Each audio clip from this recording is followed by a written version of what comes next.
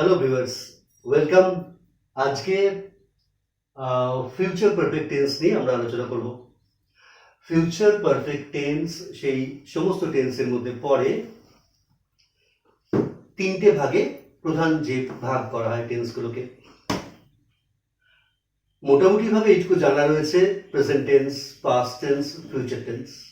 তারপরে প্রত্যেকটা টেন্সের চারটে করে আবার ভাগ রয়েছে। এইগুলো প্রাথমিক পর্যায়ের আলোচনা। Indefinite, continuous, perfect, perfect continuous.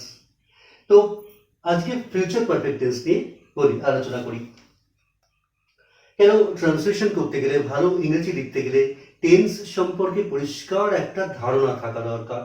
সেটা হচ্ছে কোনো একটা সেন্টেন্স সামনে এলে সেটার গঠন অনুযায়ী কিভাবে কোন কোন কথাগুলো পরপর সাজিয়ে লিখবো ইত্যাদি ধারণা টেন্স থেকেই পরিষ্কার আসে। আর ফিউচার পারফেক্ট টেন্স হচ্ছে এমন একটা টেন্স যার মধ্যে দুটো টেন্স মিশে রয়েছে, যার জন্য এটা বুঝতে একটু অসুবিধা হয়। আমি সহজ করে বোঝানোর চেষ্টা করব। বলি তাহলে। সেন্টেন্স লেখা রয়েছে প্রথমটায়, বৃষ্টি শুরু হওয়ার আগেই আমরা বাড়ি পৌঁছে যাব। ফিউচার মানে ভবিষ্যৎকাল, তো এখানে যে কথাটা লেখা রয়েছে সেটা ভবিষ্যৎকালে হবে, তাই না? বৃষ্টি শুরু হওয়ার আগেই আমরা বাড়ি পৌঁছে যাব। তার মানে একটা কথা হচ্ছে আমরা বাড়ি পৌঁছাবো, সেটাও ফিউচার। আর বৃষ্টি শুরু হবে, এটাও ফিউচার। যখন এরকম দুটো ফিউচার টেন্সের ঘটনা একসঙ্গে থাকে তখন ফিউচার পারফেক্ট টেন্স হয়। এর সূত্রটা হচ্ছে, প্রথমে দেখতে হবে এই দুটো কাজের মধ্যে কোনটা আগে হচ্ছে। দেখা যাক কোনটা আগে হচ্ছে। সেন্টেন্সটা পড়লে পরিষ্কার বোঝা যাবে। বৃষ্টি শুরু হওয়ার আগেই আমরা বাড়ি পৌঁছে যাব, তারপরে আমরা বাড়ি পৌঁছাবো, এইটা আগে হচ্ছে। এইটুকু অংশ আমরা বাড়ি পৌঁছাবো, আর বৃষ্টিটা পরে হচ্ছে। তো একটা আগে আর একটা পরে। যেটা আগে হচ্ছে তার জন্য ফিউচার পারফেক্ট টেন্স ইউজ করতে হবে। ফিউচার পারফেক্ট টেন্সের একটা ফর্মুলা রয়েছে, আমি সেন্টেন্সটা লেখার পরে দেখিয়ে দেবো কিরকম ভাবে ফর্মুলা, মানে কিভাবে সাবজেক্ট বসায়, তারপরে ভার্ব বসায় ইত্যাদিগুলো। আর পরে যে কাজটা হচ্ছে তার জন্য সিম্পল প্রেজেন্ট টেন্স ইউজ হবে। এই জায়গাটায় বুঝতে কেমন লাগে না? লিখছি ফিউচার পারফেক্ট টেন্স, এর মধ্যে সিম্পল প্রেজেন্ট টেন্স কেন দেবো? এই প্রশ্নটা স্বাভাবিকভাবে জানতে পারে। তো ফিউচার পারফেক্ট টেন্সে ভবিষ্যৎকালে দুটো ঘটনা ঘটবে বা দুটো কাজ করা হবে এরকম বোঝায়। যেটা আগে হবে তার জন্য ফিউচার পারফেক্ট টেন্স ইউজ করা হবে, আর যেটা পরে হবে তার জন্য সিম্পল প্রেজেন্ট টেন্স। আমি সূত্র অনুযায়ী ফর্মুলা লিখে দেব। তাহলে কেমন লিখবো? আগে যেটা হচ্ছে আমরা বাড়ি পৌঁছে যাব। এইবার দেখা যাক এই সেন্টেন্সটাকে, বড় সেন্টেন্সটাকে ভেঙে ছোট করে নিলাম। আমরা বাড়ি পৌঁছে যাব, এইটুকুর মধ্যে প্রথমে কি লিখবো? আমরা, উই। উই এর পরে সাবজেক্ট অনুযায়ী শ্যাল হ্যাভ বা উইল হ্যাভ বসাতে হয় ফিউচার পারফেক্ট টেন্সে। তো এখানটা লিখবো উই শ্যাল হ্যাভ। পৌঁছানো ইংরেজি রিচ, REACH, রিচ মানে পৌঁছানো।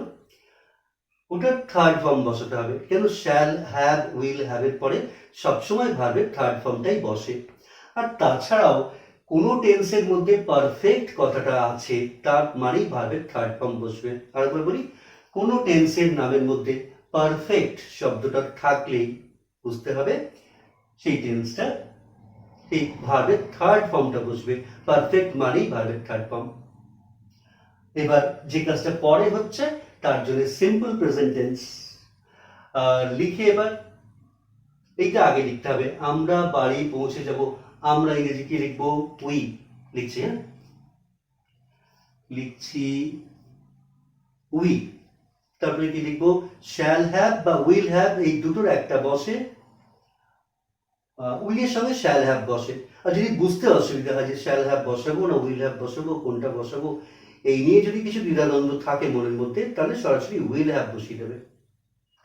তাহলে লিখি উই শ্যাল হ্যাভ লিখছি। হ্যাঁ, উই শ্যাল হ্যাভ। রিচ মানে পৌঁছানো, ওর থার্ড ফর্মটা লিখছি REACHED। We shall have reached home, home মানে বাড়ি। বৃষ্টি শুরু হওয়ার আগে, আগেটা লিখে নিই বিফোর, মানে আগে। বিফোর দ্য রেন স্টার্টস বা বিগিনস, স্টার্টস লিখছি STARTS, স্টার্টস, এইটা হলো simple present tense. The rain starts simple present tense, এইটুকু। আর এইটুকু future perfect tense. Future perfect টেন্সের ফর্মুলা তাহলে এবার বলি। প্রথমে সাবজেক্ট বসবে, যাই থাক, তারপর শ্যাল হ্যাভ বা উইল হ্যাভ এর যে কোনো একটা বসবে, তারপর ভার্বের থার্ড ফর্ম বসবে। পারফেক্ট মানেই ভার্বের থার্ড ফর্ম। এইটুকু হবে একটা অংশ। We shall have reached home, আমরা বাড়ি পৌঁছে যাব। বিফোর দ্য রেন্স, রেন লিখে নিই, বিফোর দ্য রেন স্টার্টস, বৃষ্টি শুরু হওয়ার আগে। পরে যে ঘটনাটা ঘটছে এটা সিম্পল প্রেজেন্ট টেন্সে লেখাবে। একটু ডিফিকাল্ট, আবার সবগুলো সেন্টেন্স বোঝার পরে মনে হবে যতটা কঠিন মনে হচ্ছে ততটা নয়, আবার একটু স্টাডি করলেই হয়ে যাবে। ঠিক আছে, এক নম্বর সেন্টেন্সটা হয়েছে। এবার দ্বিতীয় সেন্টেন্সে আসি। এরকম রয়েছে, তুমি স্টেশনে পৌঁছাবার আগেই ট্রেনটা ছেড়ে দেবে। দুটো ঘটনা রয়েছে, দুটোই ভবিষ্যৎকালে ঘটবে। একটা হচ্ছে তুমি স্টেশনে পৌঁছাবে, এটা একটা সেন্টেন্স। আর একটা হচ্ছে ট্রেনটা ছাড়বে, ছেড়ে দেবে, এই একটা সেন্টেন্স। কোনটা আগে হচ্ছে সেটা দেখতে হবে। তুমি স্টেশনে পৌঁছাবার আগে ট্রেনটা ছেড়ে দেবে, তো ট্রেনটা ছেড়ে দেবে এটা হচ্ছে আগে হবে, তাহলে এটা ফিউচার পারফেক্ট টেন্সে হবে। কি লিখবো? দ্য ট্রেন লিখছি, দ্য ট্রেন, তারপরে শ্যাল হ্যাভ বা উইল হ্যাভ এর উইল হ্যাভ লিখছি। হ্যাঁ, the train will have left, LEFT। Leave মানে ছেড়ে দেওয়া, LEAVE, ওর থার্ড ফর্ম হয় লিভ, লেফট, লেফট। তাহলে the train will have left before you reach the station. এই যে ইউ রিচ, এটা সিম্পল প্রেজেন্ট টেন্স হচ্ছে, before you reach the station, STATION। আর একবার বলে দিই, তুমি স্টেশনে পৌঁছাবার আগেই ট্রেনটা ছেড়ে দেবে, তবে ট্রেনটা আগে ছাড়বে, তারপর তুমি স্টেশনে উঠবে। তুমি স্টেশনে পৌঁছাবার আগেই ট্রেনটা ছেড়ে দেবে, তো এই জন্য ট্রেনটা ছেড়ে দেবে ফিউচার পারফেক্ট লিখেছি। এটা সাবজেক্ট লিখবে প্রথমে দ্য ট্রেন, তারপর শ্যাল হ্যাভ উইল হ্যাভ এর একটা, তারপর ভার্বের থার্ড ফর্ম। আর একবার বলে দিই, পারফেক্ট মানেই ভার্বের থার্ড ফর্ম। এটা হয়ে গেল ফিউচার পারফেক্টের অংশ। আর যেটা পরে হচ্ছে সেটা সিম্পল প্রেজেন্ট টেন্স। দেখো এই যেখানে সিম্পল প্রেজেন্ট টেন্স লিখেছি, শুধু লিখেছি ইউ রিচ, বাস সাবজেক্ট আর ভার্ব প্রেজেন্ট ফর্ম, এই হয়ে গেল। ঠিক আছে, 3 নম্বর সেন্টেন্সটায় ওরকমই রয়েছে, সবকটা একই রকম প্রায় ঘটনা। ডাক্তারবাবু আসবার আগেই রুগীটি মারা যাবে। দুটো ঘটনা আছে, একটা হচ্ছে ডাক্তারবাবু আসবেন, ফিউচার টেন্স, আর হচ্ছে রুগীটি মারা যাবে, ওটাও ফিউচার টেন্স। এই দুটো ঘটনার মধ্যে কোনটা আগে হবে? ডাক্তারবাবু আসার আগে রুগীটি মারা যাবে, তাহলে এইটা হচ্ছে আগে হবে। প্রত্যেকটা এরকম করে বিচার করে নেবে যে কোন সেন্টেন্সটা আগে হচ্ছে, সেটা ফিউচার পারফেক্ট হবে। দ্য রুগীটি প্রথমে লিখবে দ্য পেশেন্ট, লিখি PA, দ্য পেশেন্ট, তারপর উইল হ্যাভ ডাইড, এই যে ভার্বের থার্ড ফর্ম লিখেছি, died third form. The patient will have died before, সব কটা সেন্টেন্সে বিফোর আসছে, বিফোর দ্য ডক্টর কামস, এইটা প্রেজেন্ট টেন্সে হবে, ডক্টর কামস, এই এটা প্রেজেন্ট টেন্সে লিখেছি, দ্য ডক্টর কামস, এটা পরে হবে। আর পেশেন্ট উইল হ্যাভ ডাইড, রোগীটি মারা যাবে, এটা আগে হচ্ছে, তাই এটা ফিউচার পারফেক্ট টেন্স। দেখো আমি লিখেছি সাবজেক্ট, এইটা প্রথমে সাবজেক্ট বসিয়ে দেবে, তারপর শ্যাল হ্যাভ উইল হ্যাভ এর একটা দেবে, তারপর ভার্বের থার্ড ফর্ম। এইটুকু একটা অংশ। ঠিক আছে, তারপরটা রয়েছে শিক্ষক মহাশয় আসার আগেই আমরা কাজগুলি করে ফেলবো। তাহলে শিক্ষক মহাশয় আসার আগেই আমরা কাজগুলো, তাহলে আমরা কাজগুলো করে ফেলবো, এটা ফিউচার পারফেক্ট হবে, যেটা আগে হচ্ছে। লিখি আমরা, উই হিসেবে শ্যাল হ্যাভ লিখলাম। হ্যাঁ, উই শ্যাল হ্যাভ ডান বা ফিনিশড, আমরা ফিনিশ লিখছি, FINI, ডানও লিখতে পারো। we shall have finished our homework.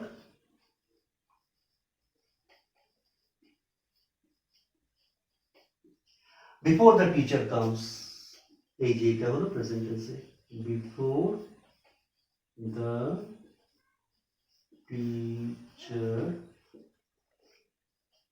comes, শিক্ষক মহাশয় আসার আগে আমরা কাজগুলি করে ফেলবো, আগেই আমরা কাজগুলি করে ফেলবো, ওই জন্য একটা পারফেক্ট টেন্স করেছি, লিখেছি উই, প্রথমে আমরা, উই, তারপরে শ্যাল হ্যাভ বা উইল হ্যাভ, তারপরে এই ভার্বের থার্ড ফর্ম, সব কটা একই formula.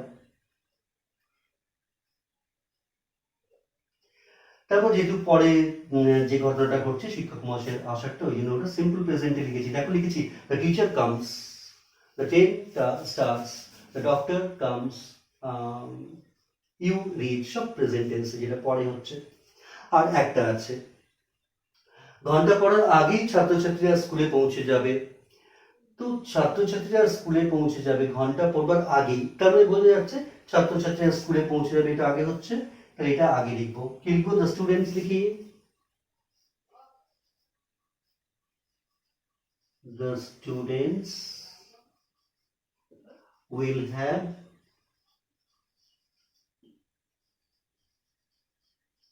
reached school, or reach school before the bell rings, before the bell মানে স্কুল বেল, স্কুলের ঘন্টা, before the school bell rings, স্কুলের ঘন্টা পড়ার আগে। এখানেও যে কাজটা আগে হয়েছে, স্কুলের ঘন্টা পড়ার আগেই ছাত্রছাত্রীরা পৌঁছে যাবে, তাহলে ছাত্রছাত্রীরা পৌঁছে যাবে, ওটা আগে হয়েছে, ওই জন্য ওটা আগে লিখেছি। দ্য স্টুডেন্টস মানে ছাত্রছাত্রীরা, তারপরে উইল হ্যাভ লিখেছি, রিচ মানে পৌঁছানো, এই যে ভার্বের থার্ড ফর্ম। আর একবার বলি, পারফেক্ট মানেই ভার্বের থার্ড ফর্ম। তাহলে ফিউচার পারফেক্ট টেন্সের ফর্মুলাটা কি হলো? হলো যে কাজটা আগে হচ্ছে তার জন্য ফিউচার পারফেক্ট হবে, এমন লিখবে, প্রথমে সাবজেক্ট লিখবে, তারপর শ্যাল হ্যাভ, উইল হ্যাভ, তারপর ভার্বের থার্ড ফর্ম। এইটুকু একটা অংশ হয়ে গেল, এই কাজটা আগে হলো। আর যেটা পরে হবে সেটা সিম্পল প্রেজেন্ট টেন্স, মানে সাবজেক্ট আর ভার্বের প্রেজেন্ট ফর্ম। এই যে the school bell, the subject, আর রিংস এটা ভার্ব। ঠিক আছে? আচ্ছা, এইবার প্রশ্ন যে এতগুলো টেন্স থাকতে আমি হঠাৎ প্রথমে ফিউচার পারফেক্টকে কেন নিয়ে এলাম? কেন আমি বলেছিলাম আগে ট্রান্সলেশন করতে করতে এবার একটু কঠিনের দিকে এগোতে হবে। সহজ সহজ অনেক হয়েছে, এমনি প্রেজেন্ট কন্টিনিউয়াস, পাস্ট কন্টিনিউয়াস এসব করাতাম, এগুলো তো অনেকটা জানো, আমি করাবো পরে, প্রয়োজন যখন হবে তখন। তাই আজকে ফিউচার পারফেক্ট নিয়ে এসেছি। এবার একটু কঠিনের দিকে যাবে আমাদের লেসনগুলো, ক্লাসগুলো। ঠিক আছে, বোঝা গেছে? আচ্ছা, কিছু অসুবিধা থাকলে কমেন্টের লিঙ্ক আমাকে জানাবে, আমি উত্তর দেওয়ার চেষ্টা করবো। আজকে তাহলে এই পর্যন্তই থাক।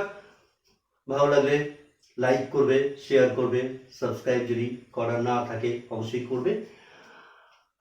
আর এগুলো একটু খাতায় লিখে লিখে বুঝে বুঝে প্র্যাকটিসটা করবে। প্র্যাকটিস না করলে টেন্সটা, ট্রান্সলেশন বিশেষ করে ভুলে যাওয়ার একটা ভয় থাকে, রোজ রোজ প্র্যাকটিস করতে হয়। ঠিক আছে, আজকে এই পর্যন্ত থাক, পরের ভিডিওতে আবার আসছি, আবার ফিউচার পারফেক্ট টেন্স নিয়ে, আবার ট্রান্সলেশন নিয়ে, আবার এইভাবে বুঝবে। ততক্ষণ পর্যন্ত ভালো থাকবে, সাবধানে থাকবে, আসছি, বাই।